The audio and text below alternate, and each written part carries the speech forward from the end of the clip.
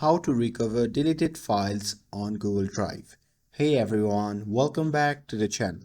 In today's video, I'll show you how to recover deleted files on Google Drive. Whether you accidentally deleted something or need to restore a file, I've got you covered.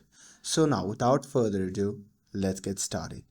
So first thing first, open the web browser, and once you have opened it, simply head over to the Google Drive and make sure that you are logged in to your account. And here, once you are inside the Google Drive, on the left hand sidebar, you can see the option labeled as bin. So simply click on it. And here inside the bin, this is where all the deleted files stays for 30 days before being permanently removed. So browse through the deleted files and find the one that you want to recover. And here, once you have found the file, just click on the three dot beside it, and from the pop-up menu, you can simply select Restore. And this will move the file back to its original location in your drive. And here, if your file isn't in the trash, it might be permanently deleted.